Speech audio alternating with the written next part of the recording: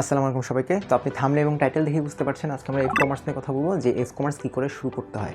So F কমার্সে হচ্ছে গিয়ে আমরা এখানে 6টা স্টেপ লিখছি। স্টার্ট করার জন্য স্টেপ বাই স্টেপ আপনাকে যেতে হবে। সো ফার্স্ট স্টেপ হচ্ছে ওপেন ইউর পেজ, অর্থাৎ আপনাকে এফ কমার্সে যেহেতু বিজনেস করবেন আপনাকে আপনার হচ্ছে গিয়ে আলাদা একটা পেজ খুলতে হবে বিজনেস করার ক্ষেত্রে। আপনি আপনার পার্সোনাল অ্যাকাউন্ট দিয়ে আপনি বিজনেস করতে পারবেন না। সো সেক্ষেত্রে আপনাকে একটা বিজনেসের যে প্রতিষ্ঠানটার নাম দিয়ে আপনাকে একটা নতুন করে আলাদা পেজ খুলতে হবে যেখানে আপনি বিজনেসটা করবেন। সো সেকেন্ড স্টেপ হচ্ছে গিয়ে প্রোডাক্ট চয়েস, অর্থাৎ আপনি আপনার ব্যবসা প্রতিষ্ঠান যেটা দিয়ে হচ্ছে গিয়ে আপনি রান করবেন আপনার এফ কমার্স সাইটটা। সো আপনাকে এখানে ক্ষেত্রে কয়েকটা জিনিস মাথায় রাখতে হবে। ফার্স্ট অফ অল আপনাকে মাথায় রাখতে হবে ভাই আমি যে জিনিসটা বিক্রি করব সেই জিনিসটা আমার ভালো লাগে কি না, সেটা খুবই গুরুত্বপূর্ণ একটা বিষয়।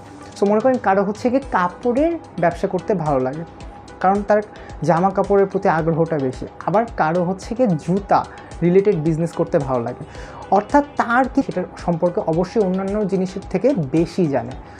সো সে সেটা ব্যবসা করেও আনন্দ পাবে, সে যে প্রোডাক্টটা নিয়ে কাজ করতেছে তার সেটাও ভালো লাগবে। সো থার্ড স্টেপ হচ্ছে গিয়ে আপলোড দি প্রোডাক্ট, অর্থাৎ আপনি যে প্রোডাক্টটা সেল করবেন সেই প্রোডাক্টটা আপনাকে অবশ্যই ফেসবুকে তো আপলোড করতে হবে। বাট আপলোড করার আগে আপনি কীভাবে করবেন, আপনি আপনার মাথায় নানান রকম প্রশ্ন আসবে যে আমি কি এটা আমি নিজে ছবি তুলে করব নাকি আমি এটা সুন্দর একটা ছবি জোগাড়। আপনি যে প্রোডাক্টটা হচ্ছে গিয়ে বেচবেন সেই প্রোডাক্টটা অবশ্যই একটা কোম্পানি হতে আসছে, হ্যাঁ। সো এই কোম্পানি যে বানাইছে এই প্রোডাক্টটা, সেই কোম্পানির প্রদত্ত একটা ক্যালেন্ডার আছে, সেই ক্যালেন্ডারে সেই প্রোডাক্টের একটা সুন্দর একটা ছবি দেওয়া আছে। আপনি ওইটা যদি কালেক্ট করার চেষ্টা করেন এবং যদি আপনি কালেক্ট করতে সাকসেসফুল হন, দেন আপনি ওই প্রোডাক্টটা আপনি ইজিলি আপনার পেজে আপলোড দিয়ে রাখতে পারেন, এটাই কোনো সমস্যা নেই। আর যদি ওরকম কোনো ব্যবস্থা না থাকে তাহলে আপনাকে নিজে একটু সুন্দর করে বাসার একটা জায়গায় বা সুন্দর আপনার প্রোডাক্টটা যে এখানে মানায় সুইটেবল আপনার ফিল আসে যে এটা এখন সুন্দর লাগতেছে, আপনি এইভাবে প্রোডাক্টটার ছবি তুলে ছাড়বেন। সো চতুর্থ নম্বর স্টেপ হচ্ছে গিয়ে বুস্ট। ওকে, বুস্ট হচ্ছে গিয়ে আপনি আপনার পণ্য যেটা হচ্ছে বিক্রি করতে যাচ্ছেন সে পণ্যটা তো মানুষের কাছে পৌঁছে দিতে হবে, তাই না?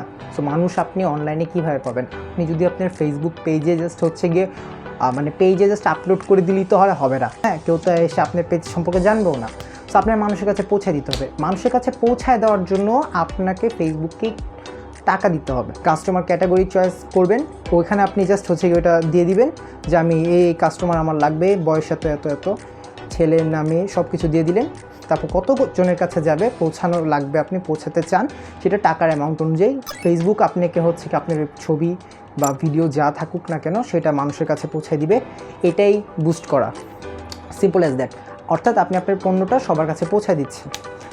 সো পঞ্চম নাম্বার স্টেপ হচ্ছে কনভারসেশন উইথ কাস্টমার্স, অর্থাৎ আপনি বুস্টের মাধ্যমে কী করলেন, আপনি বুস্টের মাধ্যমে পণ্যটা সবার কাছে পৌঁছায় দিলেন। তো পৌঁছায় দেওয়ার পর যারা পণ্যটা পছন্দ করে, পণ্যটা কিনতে আগ্রহী, তারাই তো আপনাকে মেসেজ দিবে, তাই না? সো তারা আপনার ইনবক্সে আপনাকে মেসেজ দিবে, ভাই প্রাইস কত, আপনি আসল বিষয়ে সব কিছু বললেন খোলাখুলি।